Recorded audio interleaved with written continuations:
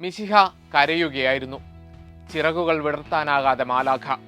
അത്ഭുത നിമിഷത്തിനായി മാനത്തുമാഞ്ഞ മറഡോണയെ പോലും സ്മരിച്ചുപോയി ഗാലറി. തട്ടിയകറ്റിയ കിരീടങ്ങളെല്ലാം കൈപ്പിടിയിൽ ഒതുക്കിയെങ്കിലും ഇതിഹാസങ്ങൾക്ക് കാലം ഒരു തുള്ളി കണ്ണീർ ബാക്കിയാക്കിയോ എന്നോർത്തുപോയി അവർ. 112-ാം മിനിറ്റ്. മിശിഹയുടെ കണ്ണീർ അവനൊപ്പി. മാലാഖയ്ക്ക് അർഹമായ പടിയിറക്കമൊരുക്കി. ഒരിക്കൽ അർജന്റീനൻ ജനത വെറുത്ത അവൻ തന്നെ. ഒരു രാവുകൊണ്ട് റൊസാരിയോ തെരുവിന്റെ പ്രിയപുത്രനായവൻ ലത്വാരോ മാർട്ടീനസ്.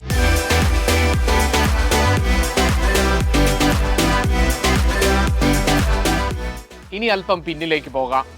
കോപ്പയിലെ മൈതാനങ്ങളിൽ പന്തുരുളുന്നതിനു മുമ്പ് ലത്വാരോ മാർട്ടീനസിന്റെ ടീമിലെ സ്ഥാനത്തിൽ അർജന്റീനൻ ആരാധകർ രണ്ട് തട്ടിലായ നാളുകൾ. ഇന്റർ മിലാനായി എതിർ ഗോൾവലകൾ നിരന്തരം കുലുക്കി എതിർ ഗ്യാലറികളെ നിശബ്ദനാക്കുന്നവൻ അർജന്റീനൻ ജേഴ്സിയിലെത്തുമ്പോൾ എന്തുകൊണ്ട് പരാജയപ്പെടുന്നുവെന്നായിരുന്നു ചോദ്യം. കോപ്പയിൽ ലാത്വാരോയ്ക്ക് കാണിയുടെ റോൾ മതിയെന്നായിരുന്നു ആരാധകരുടെ വിധി. ശേഷം ഗ്വാട്ടിമാലയ്ക്കെതിരെ നടന്ന സൗഹൃദ മത്സരം.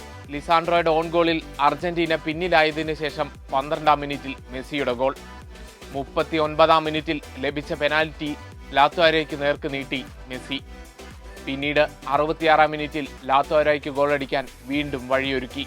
പെനാൽറ്റി വിട്ടു നൽകിയതിന് മത്സരശേഷം മെസ്സി പറഞ്ഞത് ഇപ്രകാരമായിരുന്നു: അർജന്റീനയ്ക്കായി തിളങ്ങാത്തതിന്റെ പേരിൽ അവൻ ഒരുപാട് പഴി കേൾക്കുന്നു. അവനെ അത് മാനസികമായി ബാധിച്ചിരിക്കുന്നു. അവനെ തിരിച്ചു കൊണ്ടുവരേണ്ടത് അനിവാര്യമായ ഒന്നാണ്.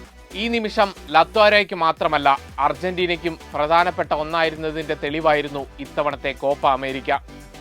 മെസ്സി കൈമാറിയ ആത്മവിശ്വാസം കളത്തിൽ ലാത്വാരോ പ്രതിഫലിപ്പിക്കുകയായിരുന്നു. കാനഡയ്ക്കെതിരായ 88-ാം മിനിറ്റ്. മെസ്സിയുടെ കണ്ണീര് വീഴ്ത്തിയ അതേ മെറ്റ് ലൈഫിൽ ചിലിക്കെതിരായ വിജയ ഗോൾ. പെറുവിനെതിരെ ഇരട്ട ഗോൾ. അങ്ങനെ ഫൈനലിന് തൊട്ടു മുമ്പ് വരെ 4 ഗോളുകൾ. ഇതിൽ ഫുൾ ടൈം കളിച്ചത് ഒരേ ഒരു മത്സരത്തിൽ മാത്രമായിരുന്നു, പെറുവിനെതിരെ. സെമിയിൽ അവൻ ഗോൾ അടിച്ചില്ല. കലാശപ്പോരിനായി കാത്തുവെക്കുകയായിരുന്നോ എന്നറിയില്ല. ഹാമിഷ് റോഡ്രിഗസ് ഒറ്റയ്ക്ക് ചുമലിലേറ്റി എത്തിച്ച കൊളംബിയയായിരുന്നു എതിരാളികൾ. പന്തുകൊണ്ട് മാത്രമല്ല ശരീരം കൊണ്ടും കൊളംബിയ അർജന്റീനയെ നേരിടുകയായിരുന്നു. ഡഗോട്ടിലിരുന്ന് അയാൾ എല്ലാം കാണുന്നുണ്ടായിരുന്നു. അർജന്റീനയ്ക്കായി അത്ഭുതങ്ങൾ സൃഷ്ടിച്ച മിശിഹയുടെ വലങ്കാൽ നിശ്ചലമായി. ബൂട്ടുകൾ കയ്യിലേന്തി ഇതിഹാസം കണ്ണീരണിഞ്ഞ് അവന് മുന്നിലൂടെ നടന്നു നീങ്ങി. കാൽപന്തിനെ നെഞ്ചോട് ചേർത്ത ആരുടെയും നെഞ്ചു പിടഞ്ഞ നിമിഷം. നിശ്ചിത സമയം കടന്ന് കളി അധിക സമയത്തിലേക്ക് നീങ്ങുന്നു. 97-ാം മിനിറ്റിൽ സൈഡ് ലൈൻ ഒഫീഷ്യലിന്റെ ഇലക്ട്രോണിക് ടൈമറിൽ 22-ാം നമ്പർ തെളിഞ്ഞു. അതുവരെ അർജന്റീനൻ മുൻനിരയെ പിടിച്ചുകെട്ടിയ കൊളംബിയയ്ക്ക് ചുവട് പിഴച്ച ആ നിമിഷം. 112-ാം മിനിറ്റ്. ലോ സെൽസോയുടെ ഫ്ലിക്ക് പാസ് ലത്വാരോയുടെ ബൂട്ടുകളിലേക്ക്. ഞൊടിയിടയിലായിരുന്നു ഫിനിഷ്.